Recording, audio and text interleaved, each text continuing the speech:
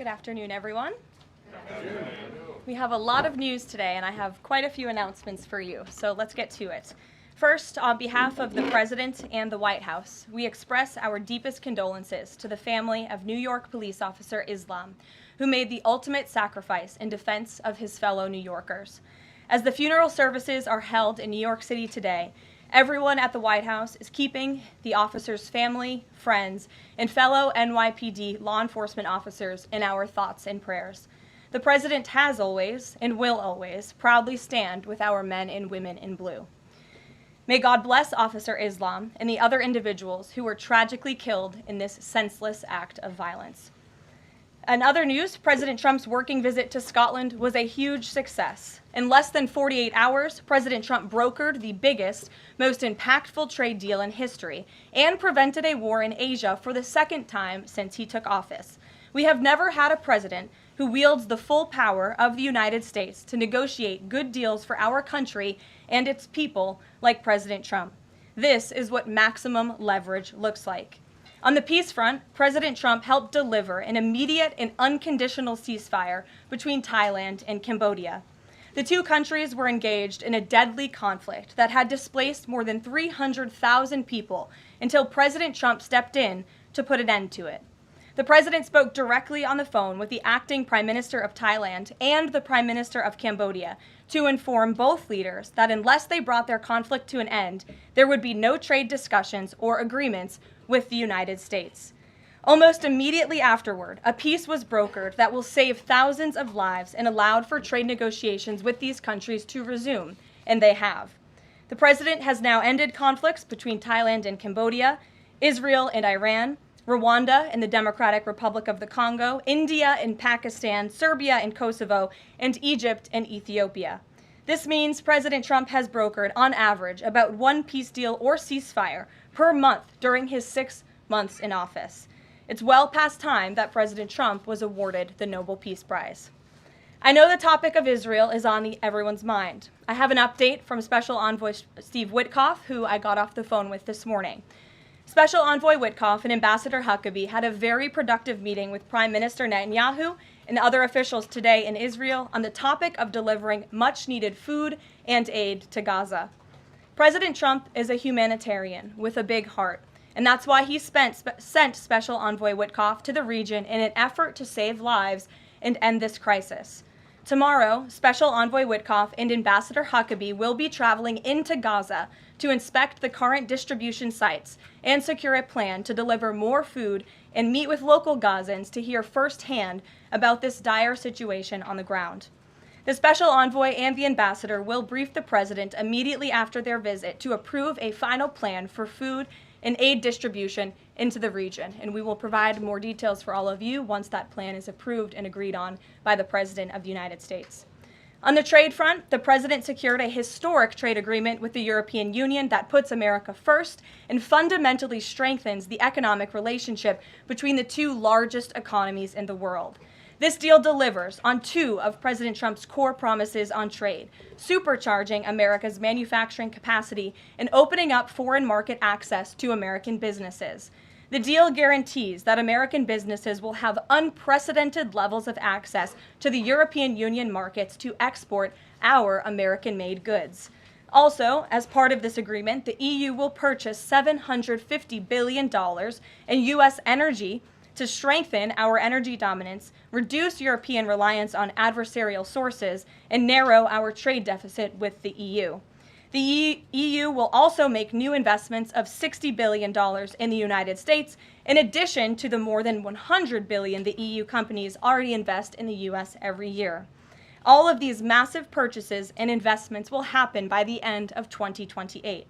What we are watching is President Trump rebuilding the greatest economy in the history of the world and simultaneously proving the so-called economic experts wrong at every turn.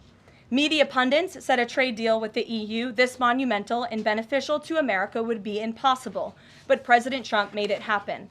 The so-called economic experts repeatedly said that the American economy would be in a recession this summer. Well, summer is here. It's almost over. and that recession does not exist. Yesterday, in fact, real GDP growth in the second quarter increased at a 3.0% annual rate, significantly above expectations. President Trump's America First policies are driving economic growth, as he always said they would. And this growth is being driven by the private sector, not the government. Federal government spending fell for a second straight quarter, while real business fixed investment rose by nearly 2% following its first quarter surge. President Trump is right-sizing government spending, reversing the damage done by the Biden administration, and allowing the private sector to flourish. The same so-called experts claimed that President Trump's tariffs would spike inflation and hurt American consumers. But consumer spending growth just accelerated, and inflation remains right on track. For the past 5 straight months, core inflation has come in below market expectation and remains in line with the Fed's 2% inflation target. Meanwhile, customs and tariff revenues have already totaled more than $150 billion since President Trump took office, leading to the first June budget surplus in nearly a decade. Those revenues will skyrocket even further starting tomorrow when new reciprocal tariff rates take effect.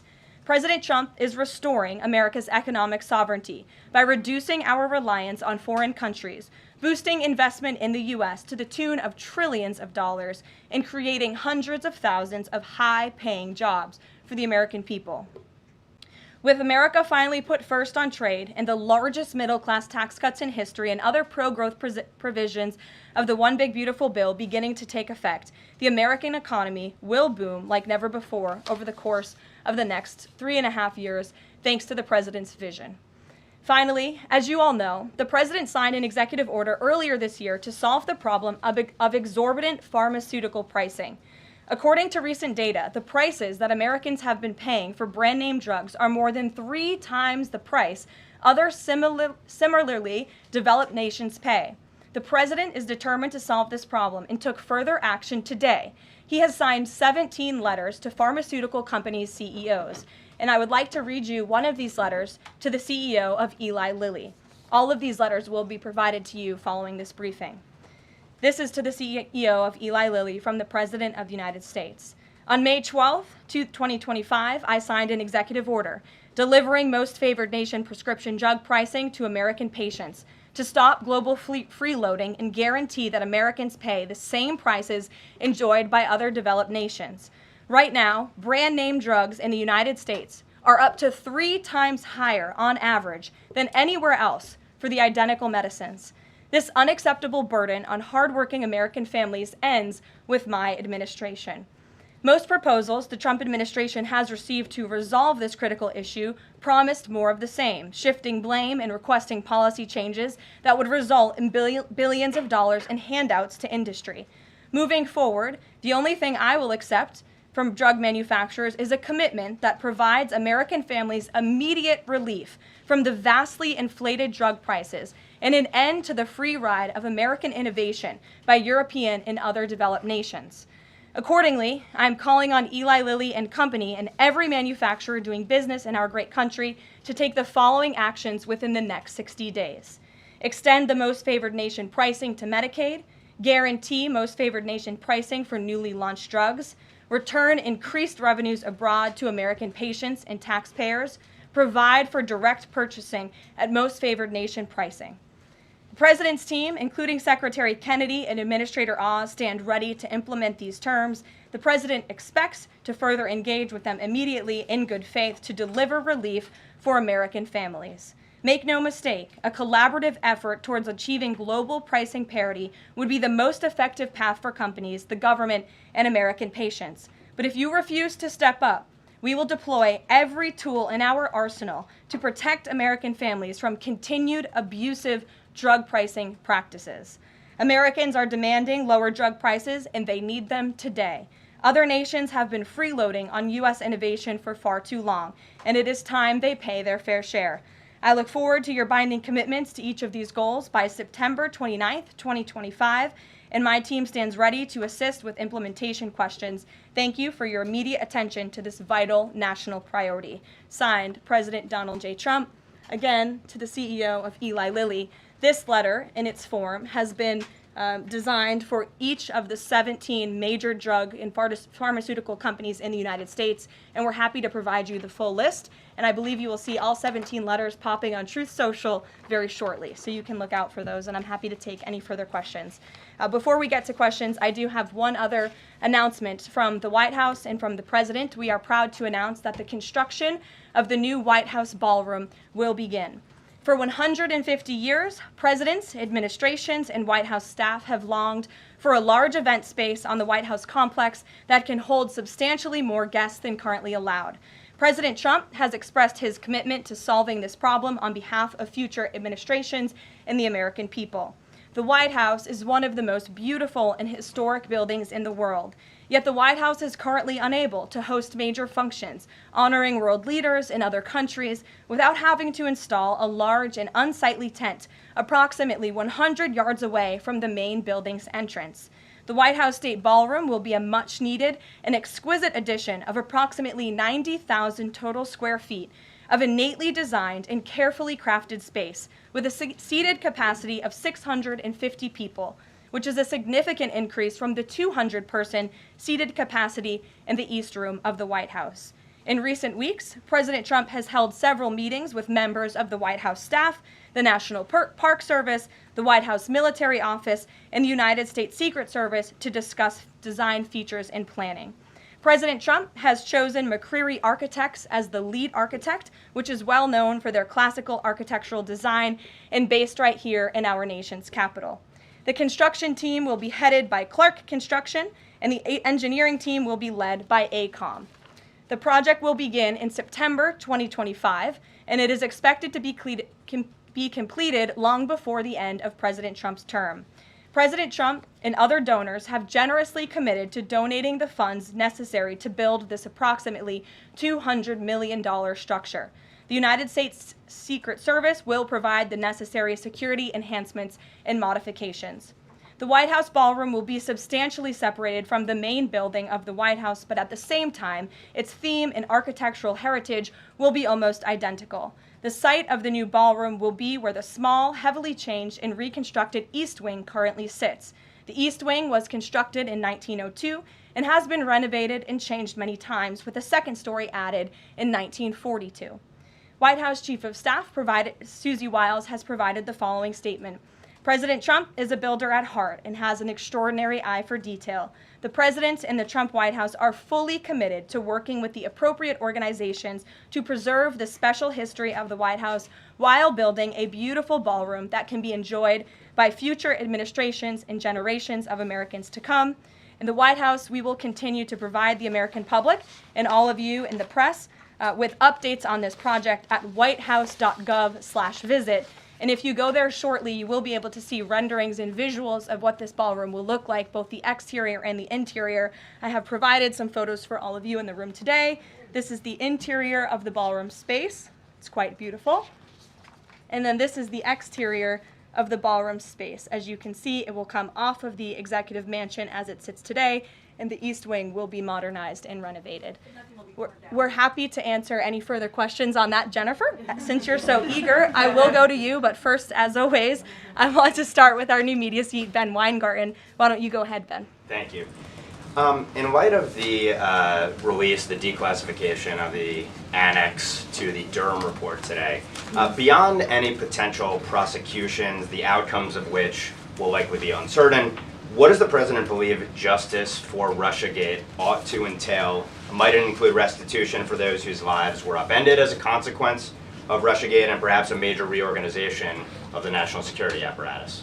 Well, I think a major organization of the national security apparatus, at least here at the White House within the National Security Council, has indeed taken place, and the President entrusts his current CIA director, John Ratcliffe, and our ODNI director, Tulsi Gabbard, to make the necessary changes to ensure classified intelligence, especially that could implement or hurt the national security of our country does not make its way into the hands of irresponsible actors who want to politicize that intelligence for their own end. Since you brought up the declassification report that was put out by Senator Grassley today, I'm glad you brought it up because this should be a story every outlet in this room should be covering. This is further evidence that Hillary Clinton approved the Russia hoax against President Trump. Her campaign financed it. Again, she approved it. And the FBI and the CIA were both weaponized to, as our director of CIA has said, accelerate this hoax against then candidate and former President Trump. To answer the heart of your question, the president wants to see justice served, and he trusts the Attorney General and the Department of Justice to implement that justice and hold these people accountable. One more question, briefly, Sure. if I may, on a totally different topic. There's been legislation reintroduced in the House and Senate on designating the Muslim Brotherhood as a terrorist organization. The Muslim Brotherhood is considered by many to be the fountainhead of Sunni Islamic supremacism from which Hamas and other groups have spawned, with a nexus to domestic organizations as well. Does the president support designating the Muslim Brotherhood as a terrorist organization?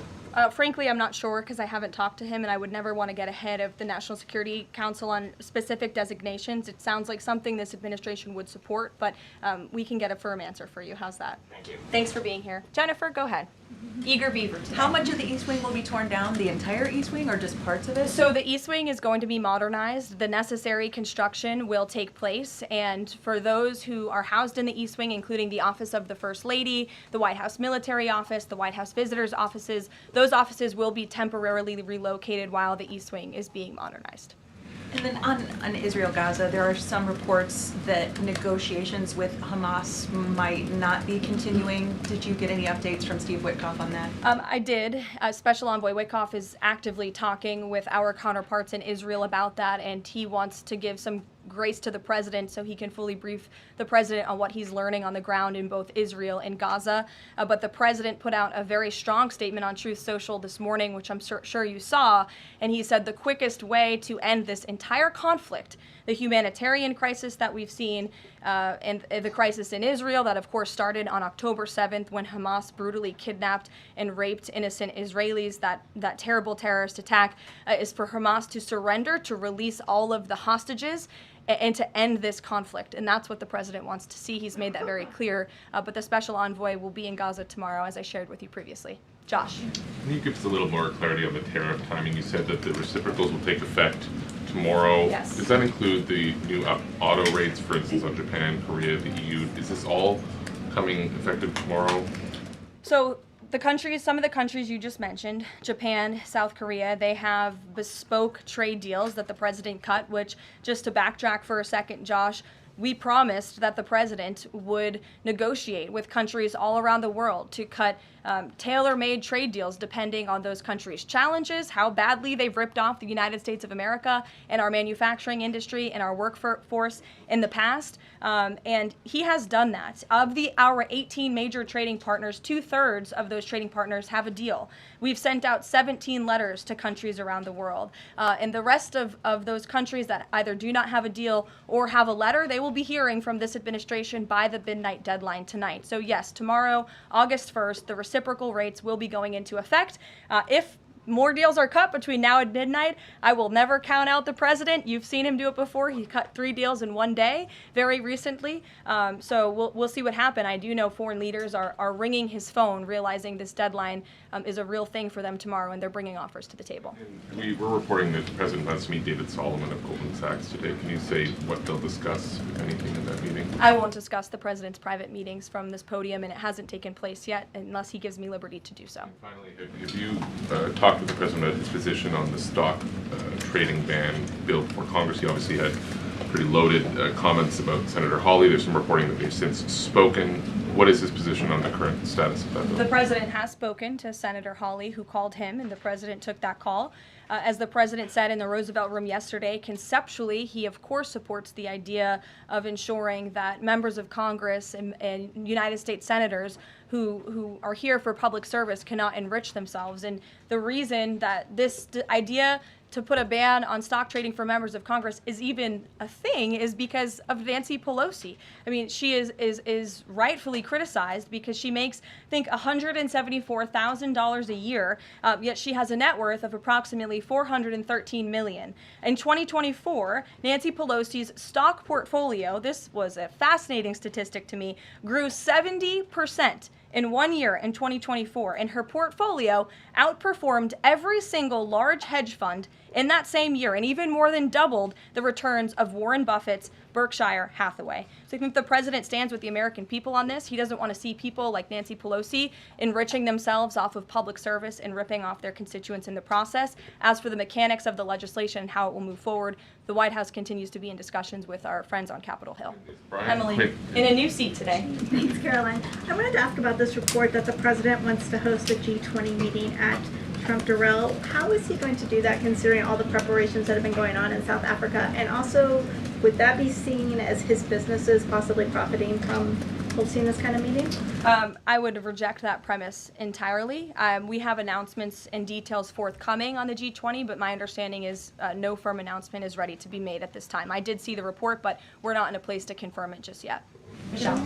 Just on the tariffs, what are the logistics for imposing those? Does the president have to sign an executive order tonight? What's the timing of that? Yes, and he will be signing an executive order at some point this afternoon or later this evening. And as always, we'll keep you posted when that happens, and it will be released from our office. And there's some of these countries that have they all had contact with U.S. officials, or are there some countries that are going to get letters that have had no opportunity to negotiate with the United States? Well, there's a lot of countries that I know have reached out. I believe it's upwards of 200 countries around the world have reached out to the trade and tariff team. Of course, as I said previously and the president said, we're going to prioritize our key trading partners, which we have done. Like I said, of the 18, 2/3 of those we have cut these tailor-made deals with. But I do know that the trade team has been working around the clock to try to be in correspondence with as many countries as possible. But if they haven't heard from us yet, they will in the form of a letter or an executive order by midnight tonight. We'll go to the back. Sure, go ahead. In the back left. Thank you. Amanda, yes. Thank you very much. I have a talk ask about the U.S. Amanda, you can go on. U.S. and South Korea tariff negotiations. At the tariff negotiation between South Korea and the United States concluded yesterday. President Trump stated on his SNS, Truth Social, that he would announce the specific details of the investment in the United States at the South Korea-United States summit in 2 weeks. My question is this tariff negotiation a final agreement, or is further negotiation necessary? Well, yes, as you know, the president met with representatives of the Republic of South Korea here at the White House yesterday, and they did, in fact, reach a deal. And South Korea will pay a 15% tariff rate, including 15% on autos, while providing historic market access to American goods like autos and rice. Korea will purchase $100 billion in American energy by 2028. And the centerpiece of this deal is that South Korea has agreed to invest $350 billion at the president's direction to revitalize American industry. 90% of those profits will go to the United States government to help pay down our debt and for other matters at the president's choosing. So it was a very successful meeting yesterday. Do you have any set up the further U.S.-South Korea summit day? I'll get you something on that. I don't have it at my fingertips. Okay, Amanda. Thank you, Caroline. There are a number of congressional Republicans who have raised the alarm about the fact that roughly 80% of pharmaceuticals are either manufactured or their precursors are manufactured in either China or India. There are some pieces of legislation, some recommendations, which include either onshoring, nearshoring, or friendshoring, those components of that. Do you know if the president intends to throw the weight of the executive behind that?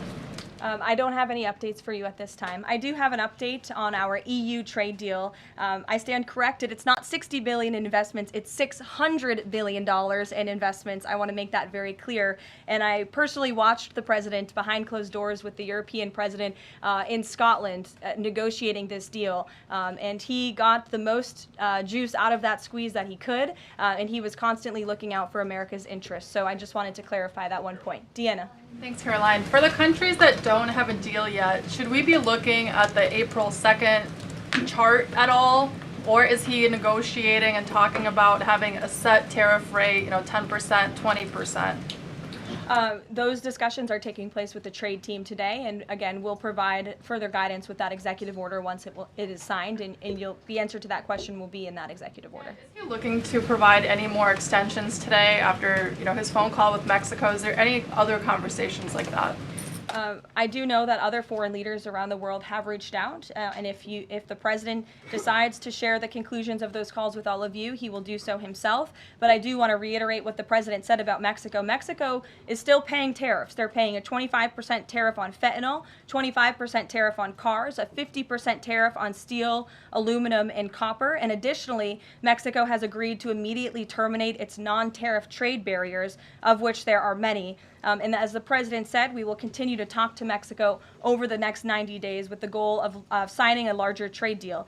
The key to this, again, is Mexico has agreed to terminate those non-tariff barriers and to continue to work with us in good faith. Mexico is a very unique situation of all the other countries around the world because, of course, we share our southern border with Mexico, which we've seen an increase in cooperation between Mexico's President Claudia Sheinbaum and our administration on clamping down on drug trafficking and human trafficking at the southern border. We appreciate those efforts and will continue to work in good faith and to continue to have these trade discussions as well. Joey. Yeah, thanks, Caroline. Just clarifying a previous question.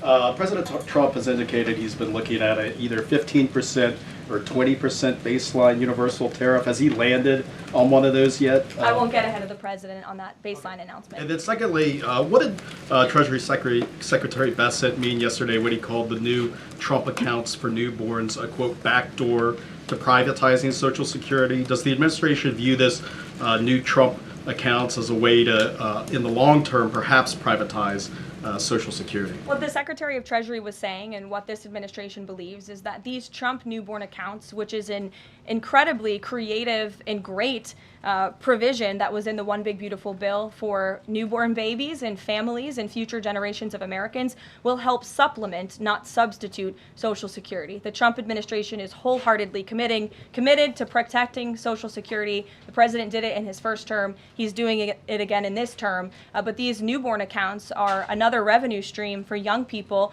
to watch their money grow throughout their lives and to one day be able to access those funds so they can hopefully build a home and live the American dream.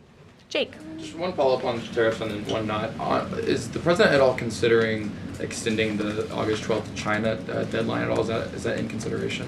So look, on China, you heard from the president on Air Force One when we were returning from Scotland. You've heard from the Treasury Secretary as well, Ambassador Jameson Greer. They just spent 2 days in Geneva for their third round of talks with China. And the current policy, the current trade program that we have going with China right now as it stands will decrease our deficit by $5 billion this year. So we are moving in the right direction when it comes to China. And Secretary Besant and Ambassador Greer continue to be in direct communication with our Chinese counterparts. But is the deadline, is it extension on the table potentially from the August 12th deadline as it stands? I don't think so, but I'll let the Secretary of Treasury speak on that because he's leading these negotiations. Reagan, go ahead. Thanks, Caroline. There's growing frustration that more of Trump's nominees haven't been confirmed. Why does the president think that Republicans are so behind, and has he had any further conversations with Leader Thune about it? The president has had many conversations with his friends in the United States Senate about advancing his nominees, his judicial nominees through this process. It is critical that we get these good attorneys in these positions so that we can end the weaponization of justice, so we can have true law and order in our country. It's unfortunate the Democrats are playing political games, but the president has made it clear to Senate Republicans they need to do everything in their power to advance the president's nominees as well. Kelly, go ahead. Caroline, thank you. 2 questions real quickly. Sure. Nigeria. Congressman Chris Smith, Republican from New Jersey, is calling upon the President of the United States to do something in terms of imposing perhaps sanctions on Nigeria for the persecution of Christians living in the northern part of Nigeria by radical Islamic groups. Has he contacted the President yet? And do you know if there's any action that the President will take? I'm not tracking a call between the president and the head of Nigeria. I know the president wholeheartedly condemns the persecution of Christians or, frankly, of people of any faith all over the world, but I don't have any updates for you in terms of sanctions in this part of the world. My second question, Caroline, deals with immigration here in America. As you know, a lot of deportation has been going on. ICE has been going after violent criminals that are here illegally, and rightly so. In the midst of that, there are some evangelical pastors who are stating that it may have gone to a point of being indiscriminate and actually getting innocent people, like members of the clergy. Has the president and has ICE looked at that to see how they can actually go after those violent criminals, but also make sure that members of the clergy are still not being deported? Well, look, the administration has always maintained the position that anyone who illegally crosses our nation's borders is subject to deportation. That's just the law of the land, and we must be a nation that enforces our laws. But the priority from ICE, of course, is to deport, detain, arrest, and remove violent illegal aliens and criminals from our country. And they have been doing that at the rate of thousands of illegal violent criminals every single week, especially in Democrat-run sanctuary cities where these illegal violent criminals have been given a safe haven and have essentially been immune from our nation's laws under the previous administration. That's not happening anymore because of this president and Secretary Noem in the Department of Homeland Security, and we are going to be a nation of laws. And as we've said repeatedly, if you came here illegally, you are subject to deportation, but the priority are those public safety threats that we must remove from our communities. Thank you so much, Caroline. Two questions. So what Hamas hardens its position and Israel provides aid? Do you have any new information on the hostages that need aid too? And second question, we heard President Trump criticize President Macron and Prime Minister Starmer for their statement about recognizing a Palestinian state. What is the president's position on recognizing a Palestinian state, and will he recognize Israeli sovereignty in Judea and Samaria? I can answer both of those questions for you. On the second question about a Palestinian state, the president expressed his displeasure and his disagreement with the leaders of France, the United Kingdom, and Canada. He feels as though that's rewarding Hamas at a time where Hamas is the true impediment to a ceasefire and to the release of all of the hostages. So to your first question, the president wants to see all of the hostages released. He cares deeply about this. He has met with many of the former hostages, many of the families of those who have loved ones who are still being held hostage in Gaza. I have met with them too. It is absolutely devastating what these poor people have been through, and the president is always thinking about them, and that's why he's designated his special envoy, Steve Witkoff, who's doing a tremendous job to release the hostages and to end this conflict. But the president has always said the last remaining hostages, now there are 20 living hostages in Gaza, will always be the hardest because Hamas is unfortunately using these innocent people as bargaining chips. But nevertheless, we are committed to seeing this come to an end. Elizabeth. Thanks, Caroline. Part of the settlement with Brown prohibits it from performing transgender procedures or prescribing hormone puberty blockers, that type of thing. Will eliminating these types of procedures be a priority for the Trump administration in negotiations with other universities? I can tell you that ending the chemical castration of children in our country is a priority of this administration. We've talked to many of these universities about it, but the president has also taken very strong action to cut off the funding for any medical institution in this country that provides those barbaric procedures. The Brown University agreement, since you brought it up, is yet another win to root out anti-Semitic behavior on our nation's college campuses and unlawful racial discrimination. Brown has agreed to no longer allow unlawful racial discrimination in admissions or university programming. They have agreed to provide access to all relevant data and information to rigorously assess compliance with its commitment to merit-based admissions, and they will pay $50 million over 10 years to state workforce development organizations that comply with anti-discrimination laws, supporting regional economic growth and career opportunities. Brown will also adopt the definitions of male and female from President Trump's executive order, defending women and gender ideology extremism for women's sports, programming, facilities, and housing. Brown will no longer perform gender gender reassignment surgeries on minors or prescribe them puberty blockers or cross-sex hormones. And Brown will take steps to improve the campus climate for Jewish students and combat anti-Semitism on their campus. This is yet another huge win for American students and for those who love our country and want to abide by our country's laws. On the topic of defending women from gender ideology extremism and helping women's sports, the president will be signing an executive order at 4 o'clock today with some very famous professional athletes whom I'm sure you all know. And that executive order will be focused on strengthening athletics in our country and making America healthy again. And we are going to re-implement the presidential fitness test in America's schools, which is, I think, something all Americans can get behind. So you'll hear from the president in 2 hours, and we will see you all there. Thank you.